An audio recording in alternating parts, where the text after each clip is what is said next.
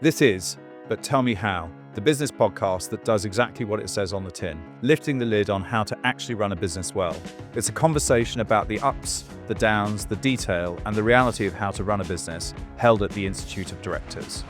Joining us today is Sebastian James, former CEO of Dixons and former CEO of Boots. Things are definitely going to go wrong no matter how brilliant you are. I think if you don't have resilience in those jobs, you may as well pack up and go home. Before these, Sebastian was an entrepreneur and founded a business that went bust. I wanted to be, a famous entrepreneur, blah, blah, blah. So that was then over.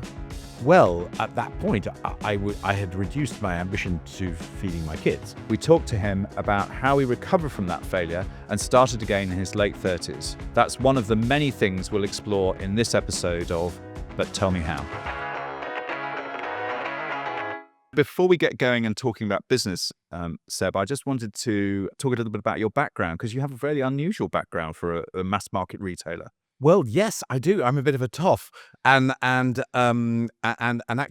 the one of the incredible things about retail, and one of the reasons I think it's such an important industry, is that it is a business where a lot of the leaders come from literally starting as Saturday boys on at age 15 and working their way up to being chief executive. And I didn't do that background. I went to Eton, and I went to Oxford. And I'm not sure that either of those two things were necessarily an advantage in the space. I am a third son.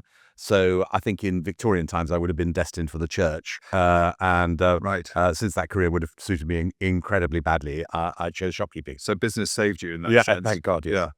So where did you start out? How did you get going in business? So the real start was, I think, like a lot of people, was milk round after university, and all of us remember going around all those presentations given by banks and consulting firms, and in those days it was very glamorous to go into investment banking.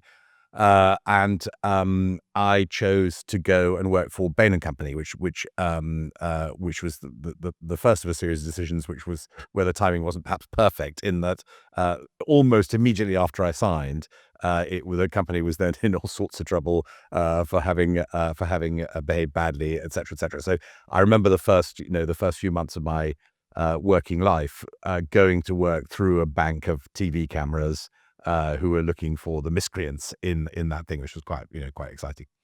And then where did you go after that? What did you do? So then I had a fork in the road. I had an opportunity either to go to business school or to go to drama school, and I had a kind of yen to be an actor.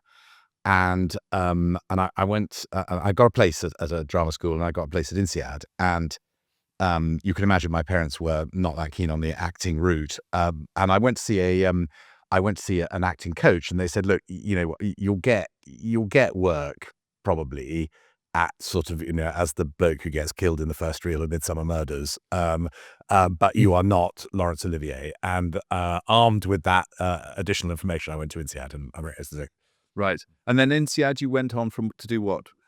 Bit more. So then I went back to consulting to pay off the debt that had come from INSEAD. So I went to Boston. Yeah, I'm very familiar with that dynamic. I had the same thing when I came back from business school in the US. Yeah, but it's expensive, and it's expensive, and so I went to Boston Consulting Group, and that was brilliant. Actually, it was full of incredibly clever people. One of which was you, I think. Yeah, it's true, we worked together, and so I was comfortably, I think, the thickest person there. But I was definitely. I definitely loved the kind of rigor of it, and how it teaches you a whole range of things. But I was kind of itching to do something a bit more practical, and I had in my head that having failed to be an actor, I was going to be some kind of sort of entrepreneur. And and then so after a bit, I left to do an entrepreneurial thing. Turned out I was a very, very poor entrepreneur, but it was a sort of glamorous idea. I had a sort of fantasy life, which only crystallized into real life, probably. So tell me a little bit about that. What did you learn about yourself when you actually went out to be an entrepreneur? So I am incredibly in awe of entrepreneurial leaders. I think they do extraordinary things. They have a kind of different attitude to the world, which is I don't actually care what the world is like. I'm going to shape it in my image, and it requires, I think, actually a relative simplicity of purpose, and the skill set that you need is one of relentless drive towards a single goal. And it's interesting. I learned over 3 or 4 years of doing that really wasn't me, and that to the extent that I have any skills at all, it is in taking very large and complicated things and trying to work out the 3 or 4 things that really matter. So now, tell me what did you do then? So I think you did a couple of ventures. One was quite successful. One didn't. But not. Well, financially one was okay. So I bought a series of decorating products companies. I mean, fantastically unglamorous. One was wallpaper paste made out of potatoes, and one was paintbrushes, and had it was quite fun. I mean, it was hilarious traveling to the Middle East to sell paintbrushes to people out there and so on, and that was okay. And then the second one, I started a retail business selling DVDs, and I remember at the time I was doing this with somebody you also know, Ernesto Schmidt, and I were doing it together. And some of the investors were saying, are you worried that people will be able to simply download video? And we went and we talked to a lot of experts in the field, and they assured us that it was the physics of it meant that it was absolutely impossible that there would ever be enough bandwidth to download video onto. So rearmed with that absolutely unbreakable fact, we embarked on what proved to be a catastrophic venture. So yeah. So how did you pick yourself up after that? Because that's quite a hard thing. You've relatively successful career perspective. You've done a venture which had worked, and then this had flamed out. What did you do then? So I think that was probably one of the most difficult times in my life. Actually, I remember, in fact, walking down Pall Mall just out here, and I had been doing the rounds of trying to find a job. And I was walking down the street, and my wife called me, and I was in my late 30s, and I had this sudden and, as it turns out, rather overdramatic vision of literally never working again, not being able to feed my children, et cetera, et cetera. And I remember literally bursting into tears here on Pall Mall, talking to my wife, having branded myself a failure for this catastrophic flame out. So how did you get out of that? So I was very grateful to a few people, and it's interesting that the people that are kind to you when you are on your uppers, and I was really on my uppers, are the ones who you never forget. And so I think about people like David Ishag and others who have been unbelievably kind at those difficult moments. And one of them was Mark Weinberg, who had a small business and that had been started by his wife. And he asked me to take a look at it, and I looked at it, and it wasn't a business, I think, that had a very long lifespan. But then he said, "I've got another business. Would you like to come and run that?" And that was my first sort of job after the flame out. So Sebastian, in your 30s, you're ending up this career change where things have not gone well. Catastrophic, and I tell you, entirely involuntary change. Yes. So you're now thinking to yourself, just explain to me the thought process you were going through as you actually ended up switching into a more conventional business career. Yeah, I mean, I think it's a very pivotal time. That time in the late 30s, you're no longer young. In fact, as you know, I was interviewed for a job by Tesco, and David Potts met me at 6 o'clock in the morning in the Cromwell Road Tesco store, which was obviously, I'm really exhausted. I turned up, and he said to me about halfway through, he said, "You're no spring chicken." I thought, bloody hell, I am no spring chicken. And I think that those moments, that moment is very pivotal. And I think if you have a catastrophe at that moment, it could go either way. You could be literally in a sort of scrabbling around for a living, or you can get lucky. And I think that recognizing that being determined to be the one who gets lucky is the way forward. And just explain to me a little bit about your thought process about how you then switch. So one is the recognition that life is for real and you've got to get on with it. Yeah. The other part of it is then working out what to do. How did you think about that? So I think that of course, the balance of things that's important to you massively changes. So I wanted to be a famous entrepreneur, blah blah blah, and So that was then over. well, at that point, I had reduced my ambition to feeding my kids, and so at that point you go, well, I better get myself what they call a job, and it was and of course turns out that a job is actually great. And the only psychological advice I can give is that when you make a call, and maybe you're abandoning a dream, and I suppose my dream of being an entrepreneur or whatever, when you're abandoning a dream, is embrace the next thing and kind of go, actually, and now I've got a job, but it turns out it's quite fun and it's exciting and it's working with lots of lovely people and it's fine. And so then you obviously ended up working in retail. So just tell me why you decided to not follow that sort of smaller business, etc. Why you decided to get into big companies, because that's again quite a switch from where you've been heading so far. Yes, so I actually invested something like 12 or 13 years in total in trying to be an entrepreneur, which is quite a long time. I mean, to do something for which you are manifestly unsuited, and so I was doing that. And the interesting thing is, not only was I not terribly good at being an entrepreneur, but it also didn't really make me happy. Not having the complexity that I'd been trained in consulting to try and cut through, and also not having the sort of the kind of mass of people that you can interact with and make a difference to. So then you ran Dixons for a number of years and actually did the merger of the company with Carphone Warehouse, and that didn't go quite as expected. Well, it sort of did and it didn't. It's interesting that the first the merger, I think, was absolutely sensible. I mean, I knew Andrew Harrison, who was the CEO, and Charles Dunstan, who was the chairman and founder of Carphone, very, very well. And we had been sort of flirting for a couple of years because we both we knew, certainly at Dixons, that we were missing an incredibly important part of the electronics universe, which was mobile phones, and it was quite impossible for anybody else to enter that market. And at the same time, I think that Charles realized that his model, was limited by by the box he was in and what he could do. And so it sort of made all kinds of sense. And we've been talking about ways in which we could perhaps work together, and, could he put shops inside my shops and vice versa, and blah, blah, blah.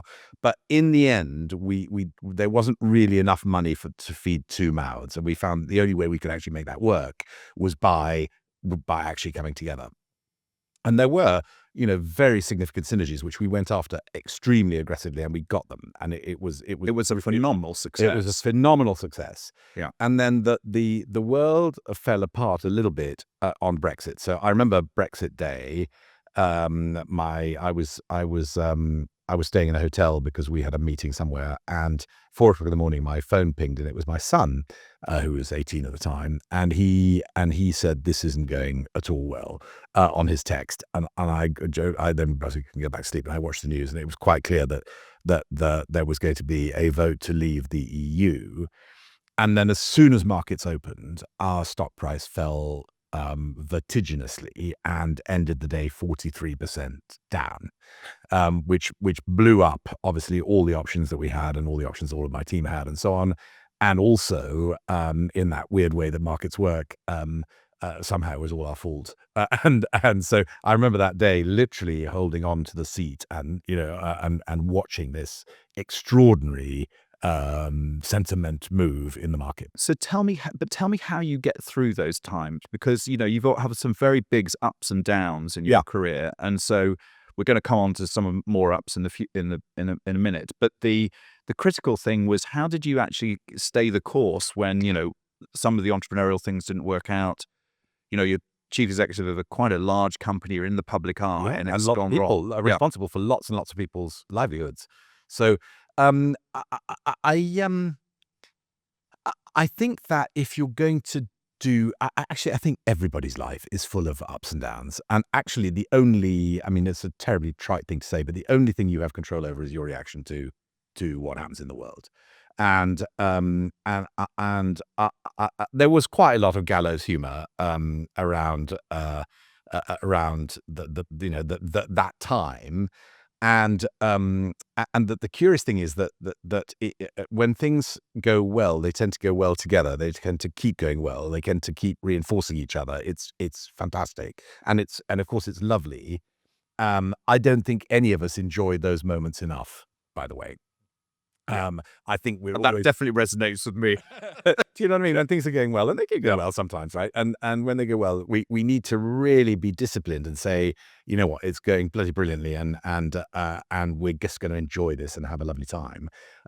Whereas actually, I'm always in a sort of terrible pit of anxiety. It's all going to go, belly up tomorrow, and that impacts that. And when things go down, I think that we all need the courage to understand that, life is like that, and things will return to a more stable situation, often by themselves. But certainly, if you don't give up and intervene, you can almost always turn it around.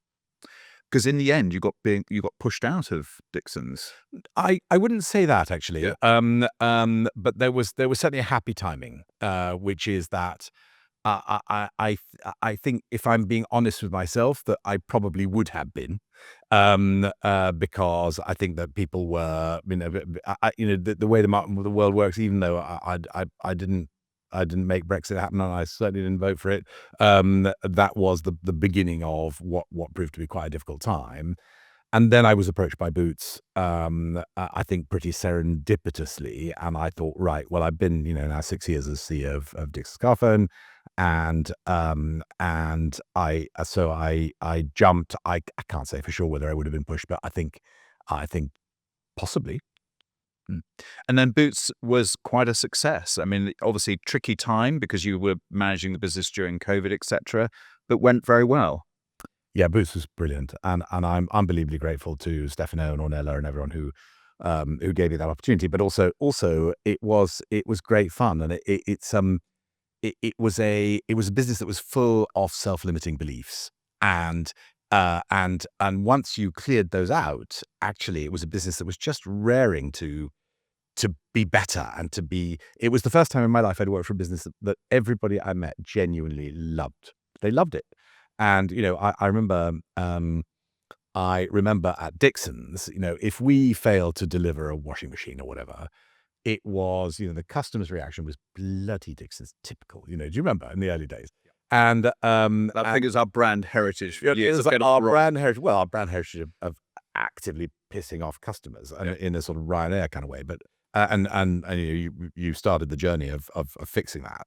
And I remember if John Lewis failed to deliver a washing machine, because I was probably my fault. Probably my fault. Well, we had wonderful focus groups where people in John Lewis in the focus groups, they would say, "Oh, it was just an off day," and the focus group were full of John Lewis customers. Yeah. And they'd all say, "Yeah, it was all an off day." And they're like, "You had the same experience." And then they say they clearly recruited people who've had a bad experience. The John Lewis. Yeah.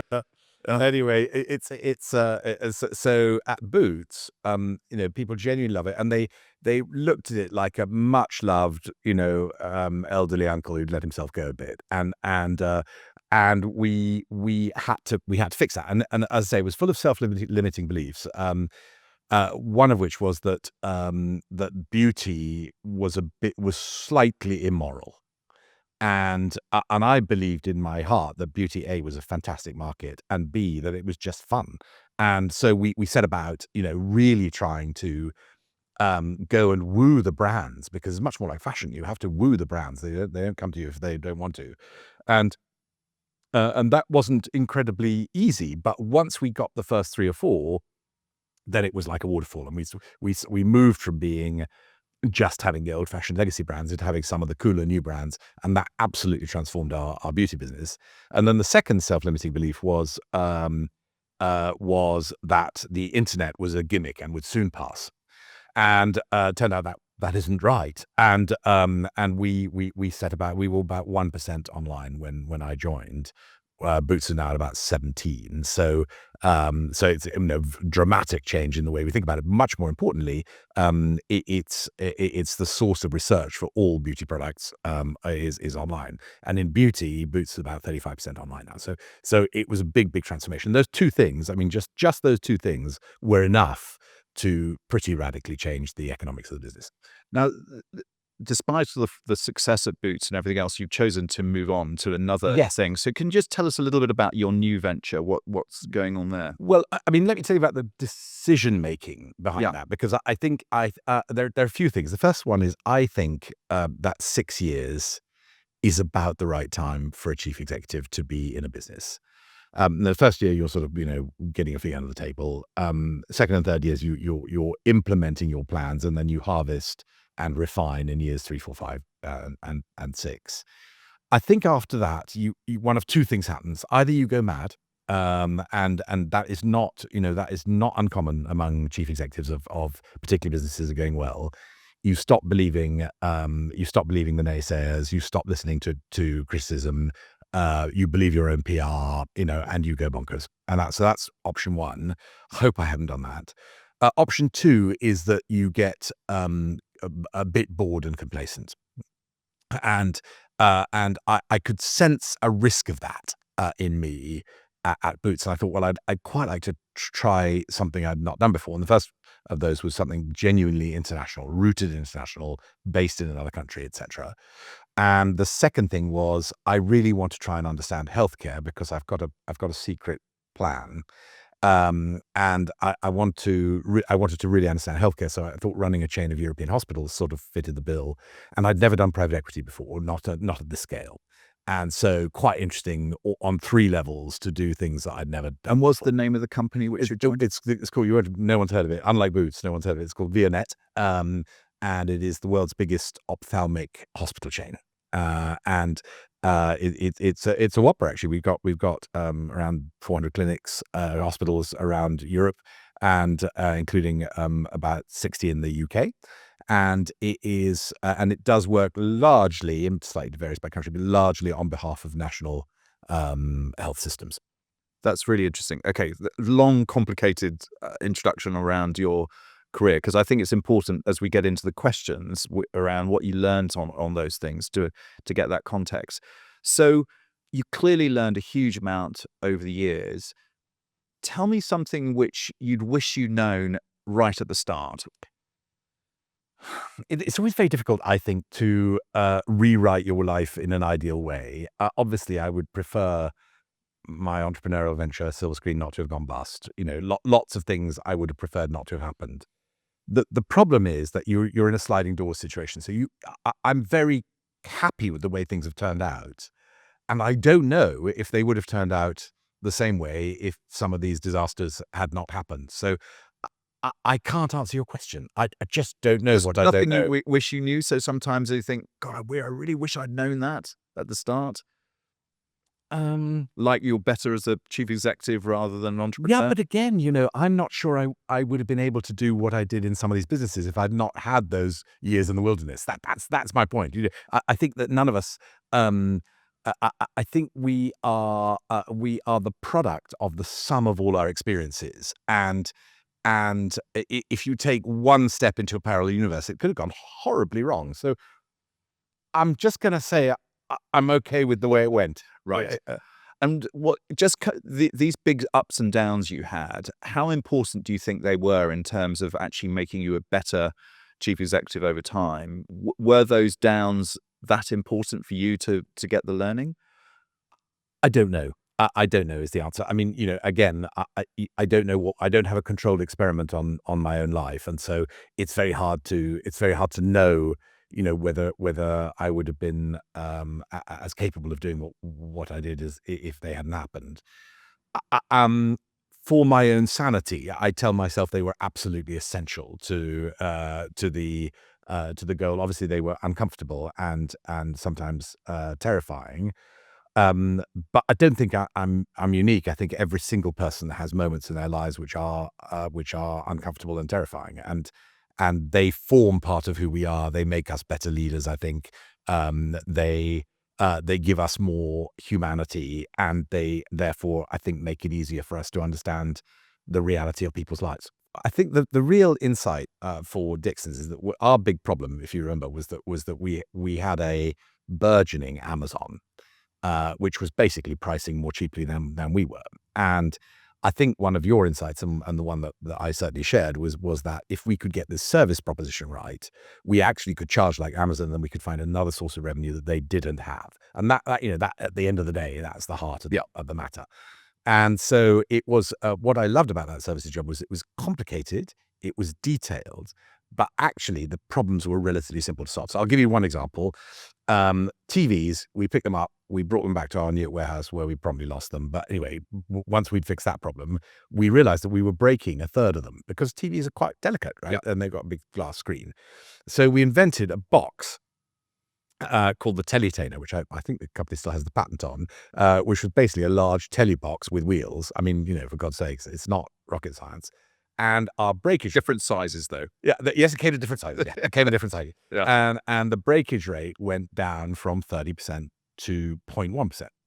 And you can imagine the difference you make in the economics of repairing TVs if you're not breaking a third of the tellies is enormous. And it's just really fun finding super simple solutions. Now, one of the things to think about is maybe you don't feel like you could tell us something you wish you knew at the journey, but there are things which you've learned along the way that you wish more people understood. So what are those kinds of insights, things you saw in your career journey which made a difference?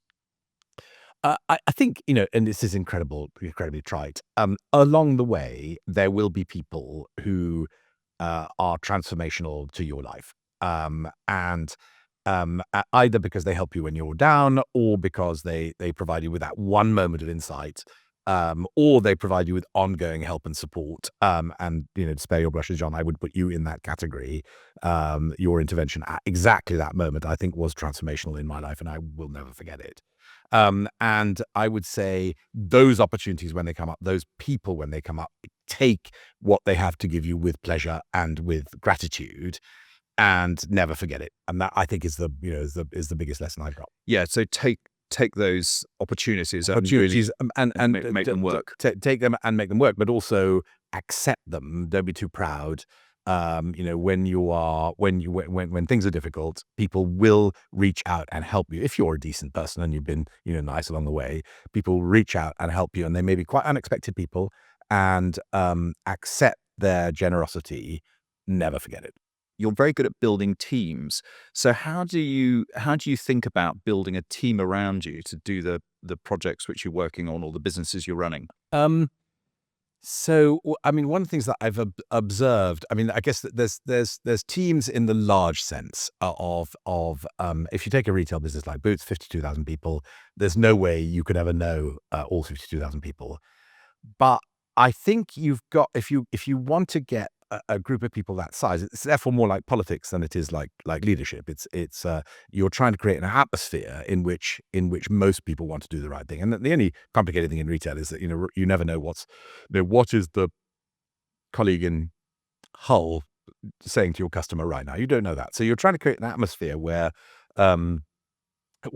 people will behave well. And I think you could only do that by being very clear what's important to you. And so to me, I always valued courtesy very highly, and I always valued energy very highly. And if you get those two things on the whole, and you reward those things, and you make it absolutely clear that those are the things you care about, I think quite quickly cultures change in a business. In terms of my own team, one of my many faults is that I always think everybody's brilliant. But what I have observed is that whenever I've inherited a team, within about a year and a half, most of the people have changed. Either because they don't like the way my style or whatever it is, or because they end up not being the right person. And then those teams on the whole tend to function quite well. And so tell me how you find the people to join the team, etc. How do you build up the team? So it's usually, I think, as it is with most people, it's usually a combination of people I already know. So I was very, very keen to get Steve Ager, for example, onto our team at Boots, and he's done a most astonishing job. And Steve's the commercial director, the other commercial director. And so some I don't sort of move around with a team. As I think some leaders do. I think they literally bring their whole team with them every time. I think that's a mistake because you want to have a mixture of people and you want to keep refreshing that combination of talents, I think. And then sometimes it's just the more conventional route of, going and interviewing a lot of people in the market and picking someone. And the team at Boots right now is a combination of those things. And I think it's a very effective one. Yeah, they've done very well. So tell me a bit about people. You've talked a little bit about people who've helped you in your career. Have you actually had any particular mentors who were or sources of inspiration as you've actually moved through what you've done? Yeah, you're going to hate this, John. You're one. Okay. He's going to hate it. Look, he hates it. Look, you're one, no question. I mean, the first time I really worked in a large organization, it was for you.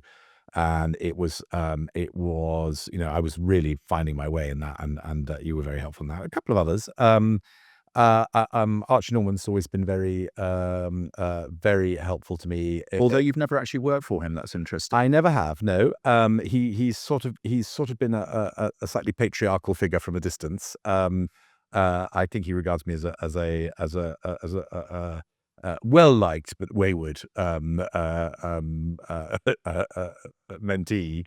I'm actually very grateful to Stefano and Ornella at Boots. I mean, that they at WBA. Can you just explain who Stefano and Ornella? So Stefano Bassina and his partner Ornella Barra are really founded the current Walgreens Boots Alliance, and they built this. I mean, he's a remarkable industrialist, and he built this extraordinary, enormous global chain of pharmacy and retail, and they are idiosyncratic and they are mercurial, but they have been incredibly kind to me, and I've learned a great deal from them. I've learned how to. Ornella certainly taught me how to negotiate. It's been fascinating watching them work, and I built a very good relationship with them. Great. Now you're here because of your success, but I also wanted to get people to understand the sort of the journey which you've been on, some of which have been failures. Can you describe perhaps the thing which failed most, the biggest failure, and then just talk a little bit about what you learned from that or how you got through it? Yes, well, we've talked about it a little bit. I mean, I had this. I started this retail DVD venture, and it went bust. I mean, you don't get a more complete and final failure than that. It went bust. Fascinating things you learn. So it taught me a lot about the importance of cash. Also, how do you manage a business? At that time, we had, I think, about 1,800 people. What do you say to 1,800 people whose livelihoods depend on what you're doing when you know your business is going bust? How do you actually hold the thing together, and try and find a solution? So we tried a lot of things. We tried to merge a lot of people. We tried to raise capital. We did all those things that businesses in distress do, and it was absolutely gripping as an adventure. Absolutely miserable as a thing, and I remember, I remember to get out of bed in the morning, I would have to actually do a sort of groan and jump out of bed to force myself to go to work to face the day's challenges, and it was frightening, and it was, and I guess what do you learn? You learn how to deal with difficult situations and how to get the team going and so on. Because we've had this, we had lots of difficulties. We had some at Dixons, right? Yeah. And secondly, you learn, I think, the much more important lesson, which is that you survive it. So, but tell me what you mean by the importance of cash in a business. So you and I were both trained at consultants. For us, for in a consulting world, it's an almost abstract idea of economic value and profit and so on. We never, ever think about cash, and actually, cash is pretty important, as it turns out. And the management of cash and how you deal with all of those things are until you need it, you don't really lean into trying to understand it. And I think that it is actually a weakness of the conventional business advisory world, which is that they don't really think about that aspect of the lubrication, the juice that makes a business run. And I learned that in a hurry. Yeah. And interestingly enough, when I talk to successful entrepreneurs and successful chief executives, they always have a finance director who's working hand in glove, making sure the cash is okay. Yes, and not just the cash. I mean, the finance director, a good finance director, is essential, because they are much more than somebody who keeps score, because they will tell you the economic impact, including the impact on cash, of decisions you want to make, and they will do that in a predictive way, and they will have, if they're any good, a really strong opinion as to, and you should be, from time to time, having real debates with your finance director where you don't agree. And that is a totally, because they're sometimes there to hold you back. Yeah, yes. You say, look, we can't afford to do that. Well, or push you forward, or or something. But Yeah. they are it's like a prime minister and a chancellor. They should be completely symbiotic. You don't have to agree, but you do have to talk. Interestingly, those kind of crises are actually quite fun, because later on, I've had two other significant. Well, unless you're the chief executive. I don't know. But I wasn't that. I think even if you are, so I remember, so we had one. I had one major crisis at Dixon, and then of course we had COVID. But we'll come back to COVID in a minute. But the biggest one I had at Dixon's was the data breach that we had. And I was actually doing a tour of Iceland and the Faroe Islands, where I'd never been, and I was 5 years in, and I thought, well, I better go. I got a call saying, unfortunately, we've had a data breach, and 4 million customers' data has been stolen. It was at a time when these were not daily occurrences, and so I flew back immediately, and we set up a war room, and we met every 2 hours. And I got the best piece of advice I'd ever got from Nick Cosgrove at Brunswick, who said, when you have a crisis, you say nothing until you know everything. Then you say everything. Then you say nothing. And that's a really fantastic, really good advice, isn't it? That's really good. And I remember we found out what was going on. We worked out exactly everything, and then we issued a release in which we wrote down everything. And it was Saturday morning, and I watched the news wires begin to burn with this story of 4 million customers' data being stolen, and it flared incredibly bright. But because we told them everything, it burnt itself out, because there was no follow-on prompt to the news. There was no follow-on for the news cycle. And I remember at the same time, TalkTalk had also had a data breach almost at the same time, and they kept going on TV and kept doing more story, and so the cycle just went on and on and on. And with our story, it flared, and then it snuffed out, and it was and actually it was extremely interesting and quite fun and quite motivating for the team to solve this problem together. So I think those kind of crises are actually. No, I agree with that. I think just one thing I would just point out, and maybe this was my learning as well. My life had never been easy, and one of the things which I found when I went through the financial crisis with Dixons Retail was actually having resilience. And what was fascinating working with you is that you had that degree of resilience, which I often thought was because you'd actually been through a tough situation yourself. Yeah, I don't know. I mean, I think if you don't have resilience in those jobs, you may as well pack up and go home. Things are definitely going to go wrong, no matter how brilliant you are. I mean, and if you're pretty ordinary bloke like you and me, they're going to go wrong quite often. So it's extraordinarily important to see that. And I think actually being able to laugh about it is critical. And one of the things that definitely saved us during that and during COVID was the ability to find interesting, exhilarating, but also funny stories that came out of the ridiculousness that was these situations that we found ourselves in. Yeah, good.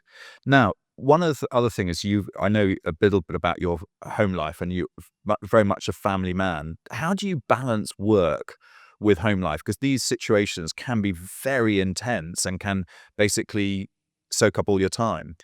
They can. I think that I think that actually being a chief executive is this is going to sound terrible probably, but being a chief executive is actually probably the best job you can have for family life, because most of the time it's not absorbing everything. In fact, you must leave capacity because some horror happens and it's on you. So you need capacity. And also the other joyful thing about being chief executive is that everybody else does the work. And it's and you provide a bit of, you wave your arms a bit and try and provide some I direction. think you're underestimating how much time you spend at work, Seth. But it's actually fine. These I remember when I was at BCG going to a chief executive of some giant corporation that was a client of ours, and I was pretty junior, and I remember thinking, gosh, how does anybody run a business this size?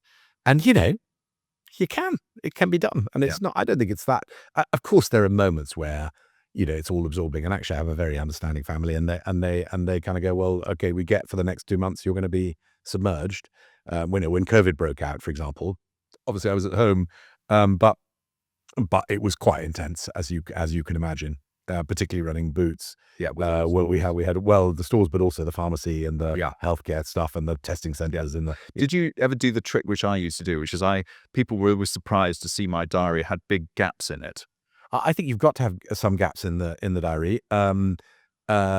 You've got to have some thought time. You've got to also. I use those gaps to actually wander about usually, and it's one of the things I'm finding quite difficult about this new job is that there's nowhere to wander to. In the same way. Because it's so dispersed. So dispersed. So if I wanted to wander, I'd have to wander in a plane, and that obviously that takes longer than the hour that's in the diary. Yeah. This is a podcast that's for business people. It's meant to be engaging, but not everything in business is. So can you tell me anything which... You're going to say this? So it's meant to be engaging, but on this occasion. No, a boring but important thing about your success. Well, firstly, I don't think you ever think you are successful. I don't think I think the people who believe themselves to be a great success are usually a bit crackers. But boring but important things. I can't think of any boring things about the work that you do. Of course, you do. Your boring days. You have the thing that I find most boring is when I haven't got enough to do.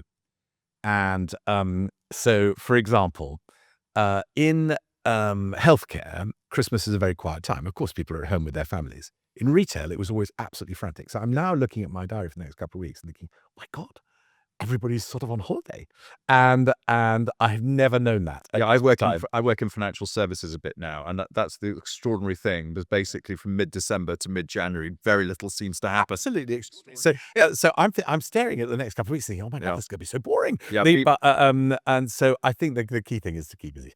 So tell me a little bit more about what's next. You've spoken a little bit about the business. What's your objective with all of that?